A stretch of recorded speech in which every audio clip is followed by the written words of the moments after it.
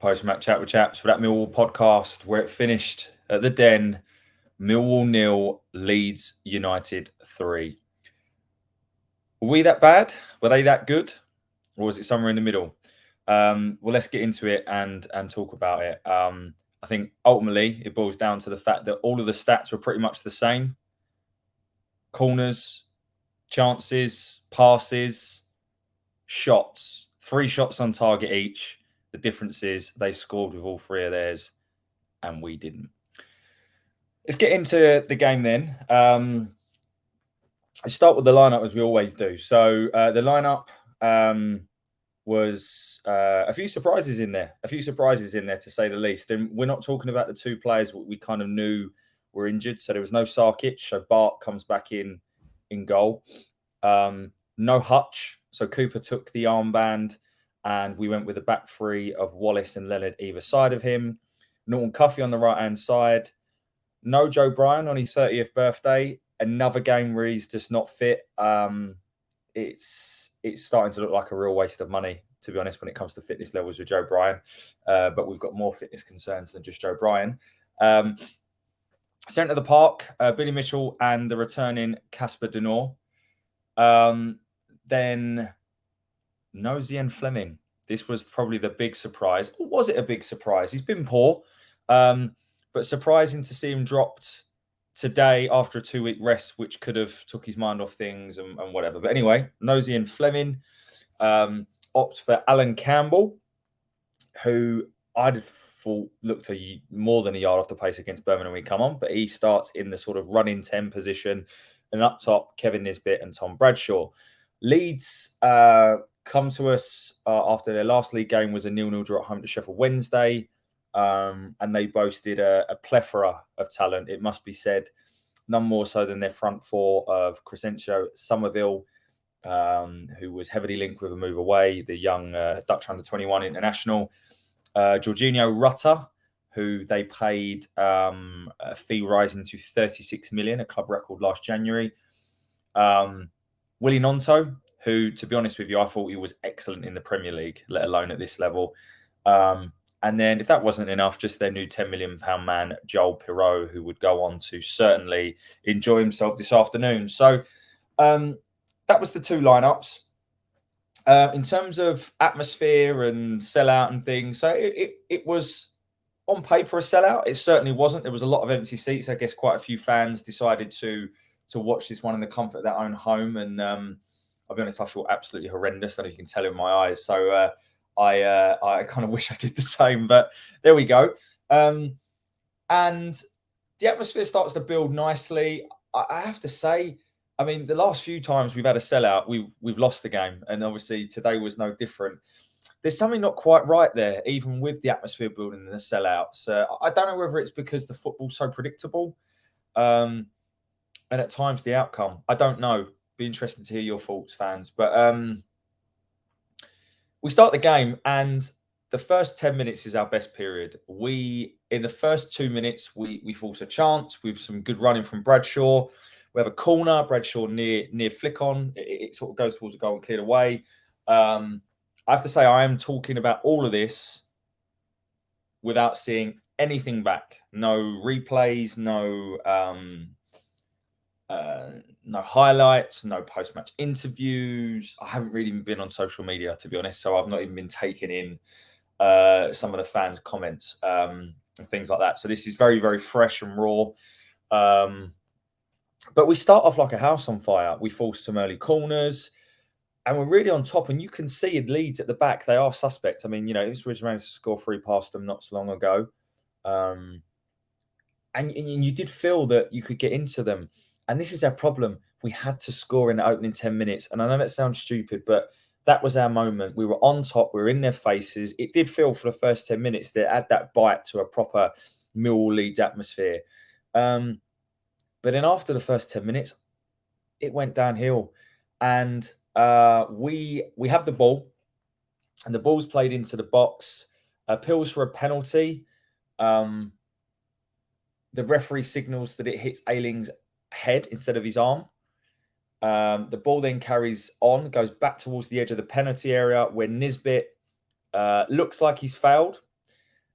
Again, not seen it back. To me, it looks like a foul. The penalty, I don't think was, but this to me is a foul. It's not given. We kind of not half stop, but we've committed a lot of players at this stage in the two incidents. But then Leeds break, and they break with pace, power, and athleticism. And that is the word right there that Leeds had today. I mean, they had a lot of quality. They're a much better side than us. Let's take the rivalry out of it. The golfing class between them and us is a lot bigger than it's been in the last few times we played them. And they break with, real pace, and before you know it, the ball's in the back of the net, and Joel Perreault with a really good finish. Nothing Bart could do. I know there was a lot of sort of fans worried about Bart coming in, and to be honest with you, I don't think he could have done anything about any of the goals. And then 1-0 up. And then much of the same for the first half. We kind of dominate without really creating anything. It's not like we're creating lots of chances, having lots of shots, but we look the more threatening side. But we all know when we get into that final third, we don't really know what we're doing. And we go in at half-time 1-0 down, with the only real moment of the first half in terms of quality separating the two sides. Other than that, I don't think there was too much in the first half. I think we'll probably feel aggrieved to be 1-0 down, but we are. And then we come out for the second half. And again, the first 15 minutes of the second half is very much the next goal is crucial. We're on top. We have in my opinion, our best chance of the game. Previously, going back to the first half, there was a moment where Bradshaw's in, or was it Nisbet? I don't know. Can't remember. But if Billy Mitchell can find that pass, it is Bradshaw, and he overhits it. And it's moments like that. Whereas if that was Leeds, they'd have been in, they'd have scored. We can't even get in to score. And it's moments like this that there is a big difference in class. But our best opportunity comes where we create an overload down the right-hand side. Bradshaw is then in. He decides to take the shot. He could and probably should have squared it to Nisbet. From my angle, Nisbet looked open. Maybe it didn't look like that to Bradshaw. And it's a decent save from Meslier. Nothing spectacular. I think that's one save he made. And it made another save in the first half from the energetic Ryan Longman, is what I would call him. We'll go on to talk about individual performances a little bit later. But that was our best chance. But then from that point on, and I'm not going to go into too much detail about the Leeds goals, but before I do that, we make a treble substitution on 62. Now, at this point in the game, it is 1-0 to Leeds. And it is, to me, it's finding the balance. Because I honestly sat there thinking, if we could get a goal, I know this sounds really stupid because we hardly ever score one, let alone two. I genuinely felt that we could get at them defensively. Going forward, Leeds are always going to be a threat. Their front four, in my opinion, is the best front four in the league. And they showed that today. But I honestly felt we could, because then the crowd come back into it and the atmosphere starts to turn and it just starts to get us going. And then Rowett does something very uncharacteristic for him. He makes a treble substitution that is incredibly attacking. So he takes off Alan Campbell, Casper De Norre and Kevin Nisbet and brings on Romain Esse, Zian Fleming, and why is my mind going? Who else did he bring on?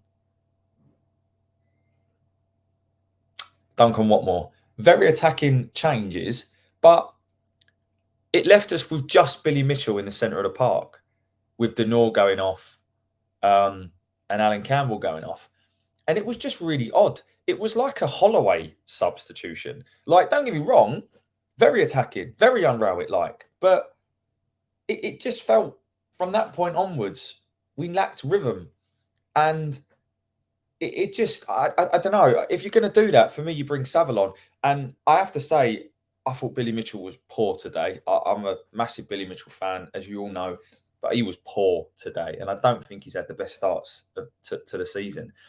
We'll come on to a little bit later why De Norre and Campbell went off, and possibly Nisbet. But he makes that treble substitution, and I actually felt we lacked rhythm after that. And then I'm not, as I say, I'm not going to go into it because you'll watch the game. But ultimately, 2 errors lead to them counter-attacking and scoring 2 more goals, and it's as simple as that. And it just, I'm not going to blame it all on those subs, but they were odd subs, and if we could have nicked one, who knows what could have happened. It was very, very, very bizarre, and I, I just, I don't get what the formation was. We then have Imaku come on a little bit later, and he's sort of playing left wing back. And Longman looked like he was coming off because he almost couldn't run anymore. But this goes back to my main problem. Our players are not fit, and I don't know what is going on, right? But we signed a goalkeeper. He now sounds like he's out for months. I saw a message in a WhatsApp group earlier saying that now he's possibly out for months. So we sign him. Joe Bryan, nowhere to be bloody seen. Obviously, Hutch, we know he's got injury problems. We then have Alan Campbell, who clearly is a good player, but isn't fit. We also have Casper De Norre, who, in my opinion, was probably our best player overall in terms of ability. I'm not going to give him man of the match because he didn't play the whole 90 minutes, but he quite clearly is a very, very good player, very talented, not fit. Longman, not fit. Nisbet, can't do 90 minutes. Watmore, can't do 90 minutes. Why are we signing all these players that can't play 90 minutes? Like, what is going on? The fitness thing for me is just ridiculous. The last 30 minutes of every single game, we just look devout even more than we normally are of ideas. We've now got a goalkeeper that we paid a lot of money for that's going to be out for a while, which puts a lot of pressure on Bart, who I love Bart. He's one of my favourite players we've had for years. But, you know, to go in for the next few months without anything else. Hutch, not signing a centre-back. Could that come to bite us on the backside? We don't have another centre forward as an option. Obviously, I know we tried to bring more in, but it just feels really odd that we spent a lot of money. On paper, we've probably got the best squad we've ever got, and yet we can't field a proper team all the time because we haven't got the players that are fit. It's just really odd, and I don't. There's something not quite right there at the moment. Now, I don't think you can judge everything based on a game like today because I think Leeds, especially going forward, very good side, and I don't think 3-0 is a fair reflection, if I'm honest. I think 1, maybe 2-0 was a fair reflection. I'd love to know your if there's any sensible Leeds fans listening, let me know what you think. But I felt it flattered Leeds, the 3-0 scoreline, and I just don't know what's going on. There's something not quite right. He's got to get it right though, because we've got 2 games. We've got Rotherham at home and West Brom away, and I think he needs to start picking up points because, as I've said before, with the way that Rowett is as a person and a character and the style of football he plays, he's always a couple of defeats away from fans wanting him to get the sack. And I honestly think that something does need to change. I don't know whether it is Rowett. I am starting to lose a bit of patience myself, to be honest with you. But I don't think we were that bad today. It's such a weird thing to put your finger on. And I listened to a fellow podcast called Benjamin Bloom, who was there today. And obviously, as a neutral, it'll be really interesting to see what he and hear what he thinks, because I don't think we were terrible. I really don't. I think that we've got players who clearly aren't fit that potentially enforce Rowett into making decisions he don't want to make. We don't know. We can easily sit there, like I say, and criticise the subs. But if that's all we can do, that's all we can do. We don't know what goes on behind closed doors. We don't know if Fleming is not training properly. You know, it's easy to jump to conclusions. You don't know what you don't know. It's just something not quite right. And I can't put my finger on it. The only thing that I found a bit bizarre, but again, it could be fitness because he's played 2 games in a week in international, is Jules Saville. To me, that game today was a Saville special. You know, someone who was actually going to get in the face of the other team and in the face of the referee, a referee that clearly struggled to make decisions, a referee that didn't want to give cards out, go around crunching players, Sav, because that's what he does. It was just, there were some odd decisions made by Rowett today, but we don't know what we don't know, and just something to me smacks that there's something odd going on. And I think Rowett's got to pick up points in the next 2 or 3 games, because if he doesn't, if they're not already, the fans will certainly be calling for his head. And if I'm honest, I will probably begin to turn, because something does need to change. So it's just really odd. It's just really odd. We're playing, we're okay, but we don't look like scoring. We've got the best team on paper that we've had in a long time, but we've had a pretty poor start now. And something's got to change. What I will say is, I think the top 4 or 5 sides in this league, the gulf in the Championship this year is bigger than ever. And us not beating Blackburn on the last game of the season last year, I think in a Championship that was the weakest it's been in years, it's now for me the strongest it's been in years. And teams like Leicester, Leeds, Norwich, Coventry, Sunderland, Southampton going forward defensively very suspect. I think Preston will fade away because I don't think they've played many good sides yet. Very good sides, whole. And I think we're just not there. I think, yes, we've improved and we've moved on, but we still have so many fitness issues and trying to bed players in, whereas everyone else is moving on. And I think that's the problem. So, look, I'm going to try and keep this a little bit shorter because, just because I don't really feel great and I don't really want to talk about 3-0 loss too much. But player rating, so Bart did nothing wrong, in my opinion. I think it was one sort of missed kick, but that's Bart's token missed kick, isn't it, to be honest? But defensively, again, very odd. Back 3, I don't think they were that bad today, but yet we lose 3-0. Ryan Leonard, again, up for man of the match for me. I thought he was the only one putting in strong challenges. I felt up against the likes of Nonta and Somerville, he did okay. Doesn't really put a foot wrong. Is instrumental in getting forward. If he stays fit, he's our player of the season already, Ryan Leonard. He looks at home in that new position, and I just touch wood he can stay fit, because amongst all of the sort of poor performances, I think he's a real sort of ray of light. The wing backs, Norton Cuffy, I thought at times he tries too hard, and at times he tries to beat too many players, but he's the only player that gets us up the pitch. That right-hand side is the outlet that gets us up the pitch.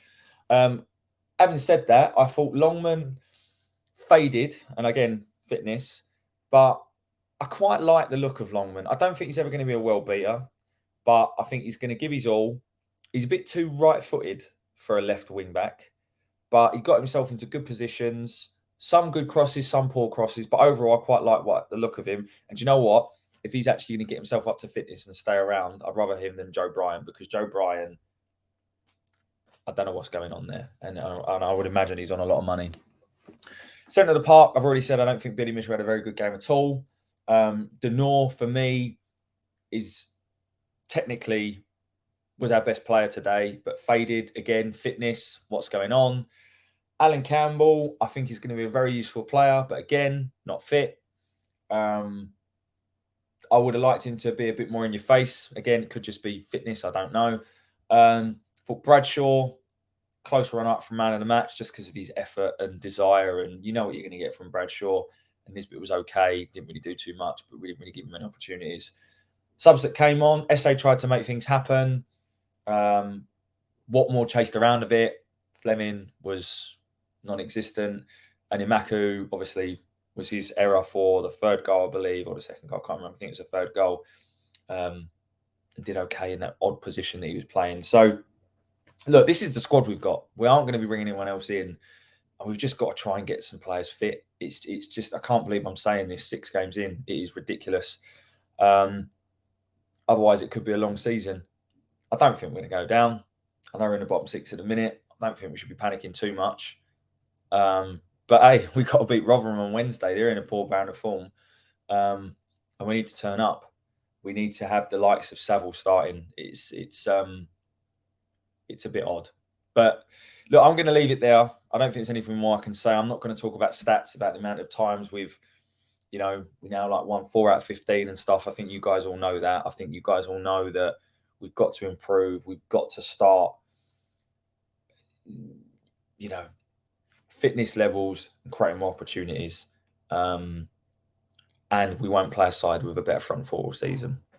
So I'll leave it there. And this is actually my last post-match chat with chaps for a little while because I'm off to go and get married next week. So as always, thank you ever so much for listening. It's always really appreciated. So those are comments, and obviously if I see you at the ground and stuff when you say hello.